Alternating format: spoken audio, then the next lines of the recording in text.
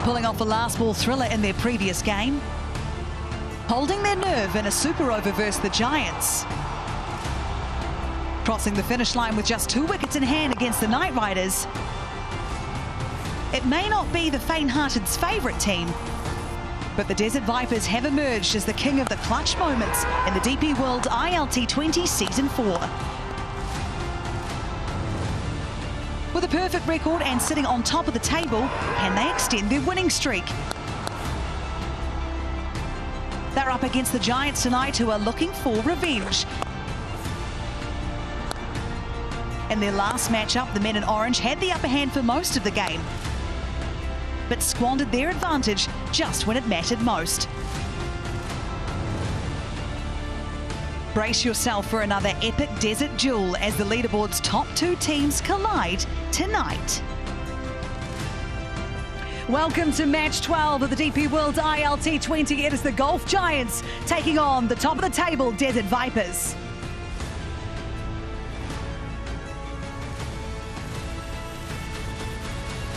And top of the table by a good 2 points there, followed of course by the Golf Giants. So it is a top of the table clash.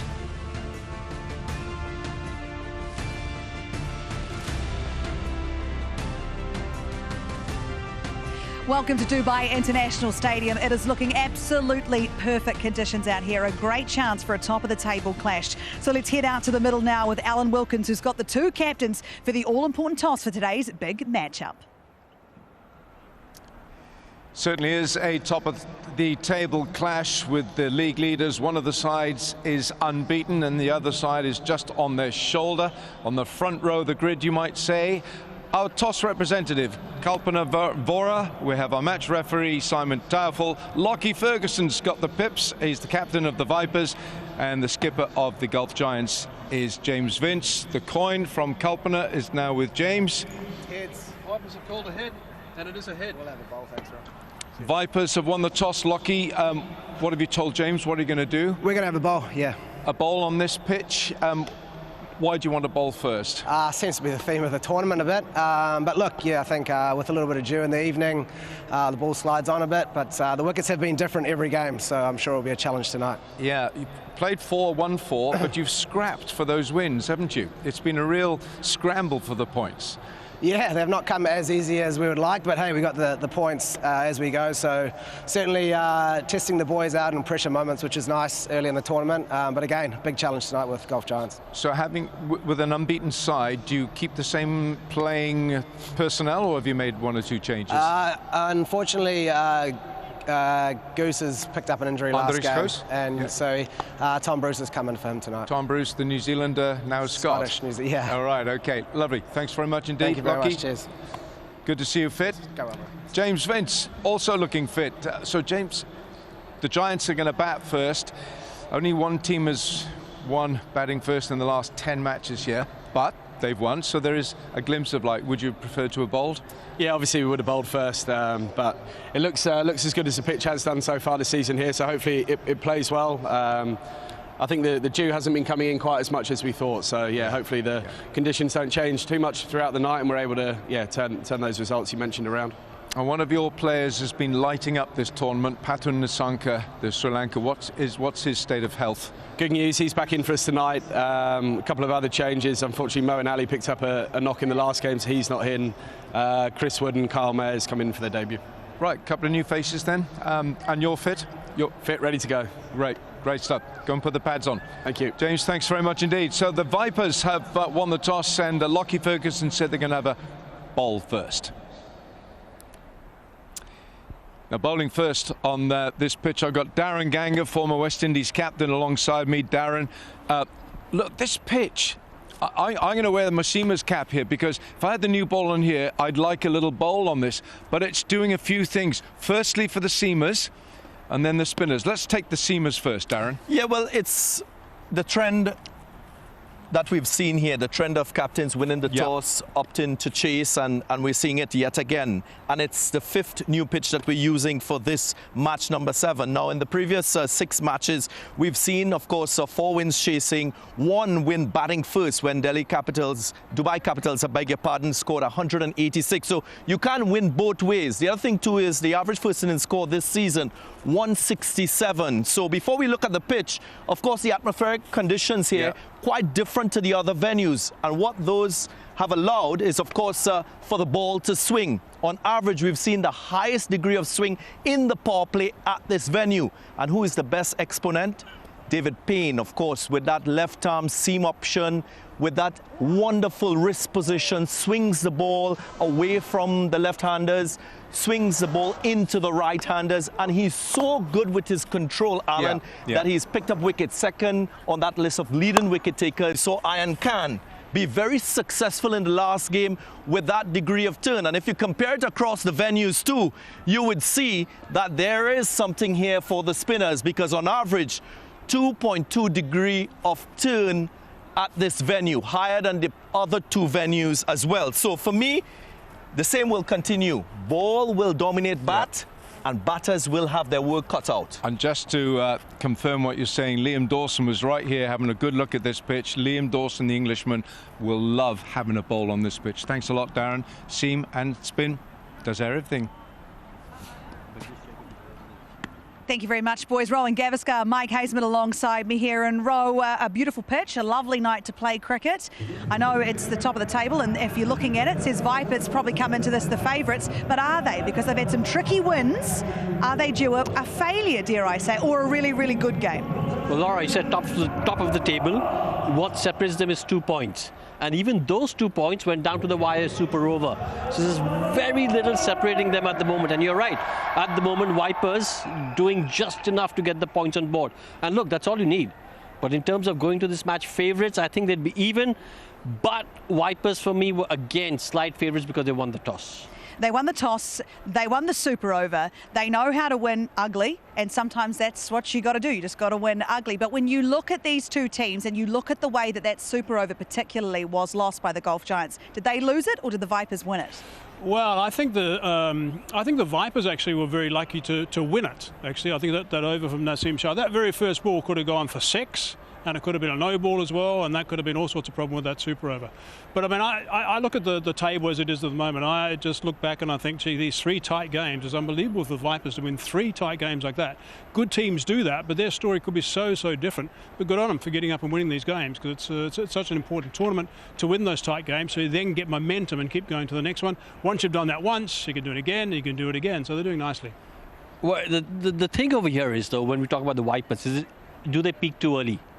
Because in the history of the ILT... Every other team is hoping so. Yeah, well, because in the history of the ILT20, no team has won more games than the Vipers. They were the first team to qualify last year, and then they struggled. They lost the first qualifier, and then they lost the finals. You look at how they've played so far. They've got points on board. They've been scraping wins. But, again, you get the feeling that, do they peak too early? If you're a Vipers fan, you'll be hoping not. This is the season where they go on to sort of push through and carry this form and momentum right through to the final. But again, if you won the most games in this competition over the years, and if you haven't won the tournament, well, you've got to be asking some questions over there. Well, the Gulf Giants have won this tournament, and by their own admission, they weren't too crash hot last season, but they were good in 1 and 2, obviously. If you look at their lineup, what they've got going for them, the fact Nissanka is back on the park for them tonight. I know we're talking about favourites, but they must feel really confident having particularly Nissanka back for them. Well, there's one thing that you've got to take note of, the fact that they lost 6 out of 6 playing at this venue last season. Now they've played pretty well here. They've played all the games here. They've obviously lost the 1 here, but Nissanka makes a massive difference. I mean, they've been going beautifully at the start of things. So I think it's really important that they bat around him and make sure they dovetail with him, because he's such a fine striker of the ball. Sitting on the sidelines with a bit of a hamstring issue for a bit, that's not going to affect him too much. And he's such a fit little guy.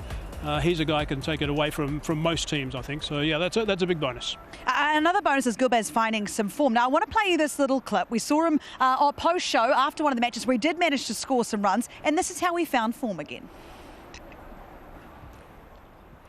I call with Virat, actually, you know, I just want to mention because I call with him, I said like, I'm just struggling with how to start, you know, the innings. And he just told me that, you know, Gurbaz, you're naturally, aggressive to start, but just try to believe in your skills, believe in your good cricket shot as well. Just don't be panic. And I think that was very good point. And then I went to net session. I just try to focus on where is the ball. I just hit it there, not to make for myself. Yeah. And I think I want to say thanks from him also, because he always gave me time to discuss with him. Firstly, what a flex to say that you've got Virat Kohli on speed dial. You're going to give him a quick call because things ain't going to. Who would you call if it wasn't going too well for you? I'd probably call my dad. He's on speed dial as well. Number one on speed dial, that too. Still? Not even like no doubt. Still. Yeah, no, absolutely. Still, always. And it's good. But wonderful that you can do that. I mean, obviously the relations we had, the Knight Riders and whatever. I mean, just wonderful you can pick it up and get hold of Virat and have a conversation. And it did make a real difference. I mean, he spoke about that net session. It made a real difference because in my view, he's often too impetuous at the start of an innings, gets out too early, but he was much more settled at the start, and he's such a good player, such an aggressive good player, that he can play catch up later if he's a little bit slow, but he's never going to be slow. He's such a good striker of the ball. He got 50 and 36, which is a bit slow for him, I suppose, but he played really well. I like the way he played. I think the big flex also is that the fact that Virat Kohli tells you're a good player. And that tells me this is such a mental game that sometimes when you hear it from one of the best to have ever played the game, say, listen, you know, Gurbaz, I think you're a good player. Believe in yourself. If that doesn't give you confidence, what will? You boys are both on my speed dial. I hope you know that. I'm bringing you. If things go belly up here, I am giving you a call. We're going to take a quick break here from Dubai International Stadium, and when we come back, we'll have a look a bit more in depth. The two teams getting ready to do battle here at Dubai International Stadium.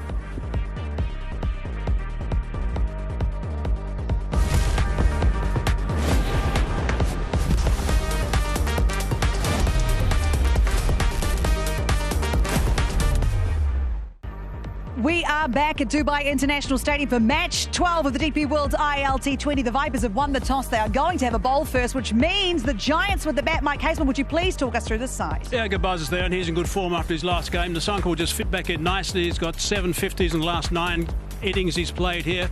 James Vince has got some form again, which is good. Kyle Mayers is in, which is nice to see. He played really well in season 3. No Moeen Ali, he's done a bit of a groin. Amarzai has been good with bat and ball, more with the ball so far. Top wicket taker Rasmus Dawson, of course. Asif Iron Khan was outstanding, 3 for 18 in the last game. His economy rate is just a shade over 6 this year, so that's great to see. Adair bowled nicely. You get a bit of swing around the place with that new ball. And Chris Wood, that's a nice little placement with Chris Wood in that lineup as a big left arm seamer. Good to see another Kiwi added to the Vipers row. He's no longer a Kiwi. No, I can't say that. Oh, no. Tom Bruce, he plays for Scotland. He's into this bowling 11 first for the Vipers. Arvind, Lawrence, Curran. If you talk about their bowling 11, Kuzaima will be really important, as will be Lockie Ferguson, the captain, who had a break for the first 3 games, then came back really strongly. Noor Ahmed, always a danger wherever he plays, in whichever part of the world, because he's a wicket taker in those middle overs of 7 to 15. And then Payne, of course, who has been excellent. He has been absolutely excellent. In fact, in his last outing, player of the match, took 3 wickets in 1 over, took 4 for the match. No wonder he got player of the match. But what did you like about his performance? Because I felt as though it was when his team really needed him and he stood up. Yeah, look, it was ebbing and flowing right towards the end terrifically. It was quite an extraordinary game. There weren't too many sixes hit. It was tough to get runs. And he came into the attack and just picked up these 3 wickets to the 1 over, which suddenly got things turned on its head suddenly. And then it was a whole different story again. There's no doubt that the work from Rashid Khan with the bat was outstanding, got him right back into it. And then Payne made a big difference with those wickets. And he's got 7 wickets so far, and he's just gone at 7 apiece in the tournament also, so his numbers are great. His numbers are great. Watch out for him tonight. Another one to watch out for is their captain, Lockie Ferguson. He's gone through some challenges to get back on the park, but he's here and he's happy to be here.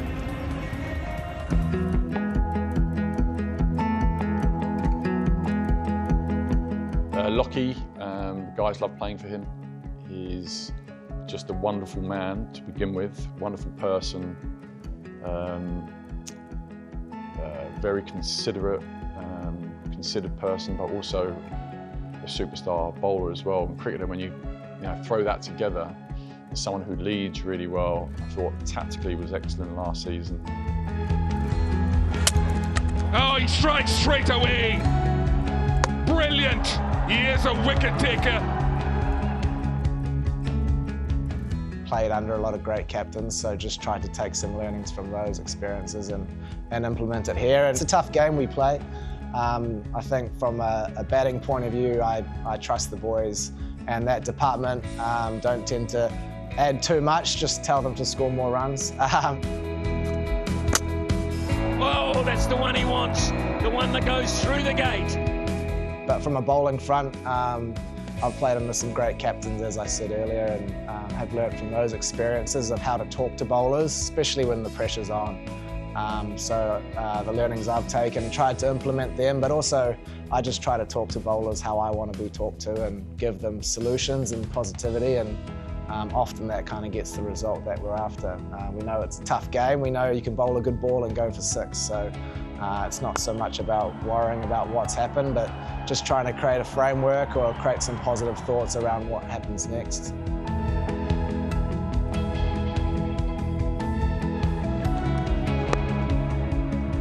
I like bowling quick. It's part of the job to sort of try to rock batters in a way to try to get wickets. It's a strength of mine and something I try to develop and keep working on. But yeah, I mean, it's all love outside of the park, but certainly once we cross the rope, it's all rival. I work extremely hard off the field. I'm forever trying to find a golden nugget to keep me on the park longer or make me bowl faster for longer. But that's, you know, part of the enjoyment for me. It's not a perfect science. And obviously you have really great moments where you feel like your body's in a perfect condition, and then you have other moments where it breaks down on you, and you sort of have to roll with those challenges. There are fewer greater sights than Lockie Ferguson steaming in. As a Kiwi fan, can I just say, it is fantastic. So I'm very much looking forward to what he could do out here tonight against the Golf Giants. But if we look at these two teams, and we've talked about specific players and who we think could fire, there's some new names on the park tonight. Who's winning? Ro, I'll start with you. Look, for me, it's a toss-up between law of averages and the Vipers losing a game, or do they have the advantage because they won the toss? And at the start of the show, I said they've got a slight advantage because they won the toss. And if I go with the Giants now, I can't go with the Giants just because of that. So I'm going to go with the Vipers. He's going with the Vipers because he's stitched himself up. And for you, Hazy? I'm going for the Giants. I mean, I think that Andres Host not being there is a bit of a problem for them. This track is the fastest track in the tournament, in the league, in season 4. So I think that's going to suit the Giants more. Their opening partnership in the power play was 73 in the last game. Power plays are so important here, and the Giants are playing that nice at the moment. I'm going for them, Giants to win. Okay, so you're Giants, you're the Vipers. Who are you going for? Because you don't have long to figure it out. We're going to take a short break here from Dubai International Stadium. The Vipers have won the toss. They're going to have a bowl first. It is a top of the table clash here in season 4. The DP World ILT20. We're taking a short break, and when we come back, it's first ball. Don't go anywhere.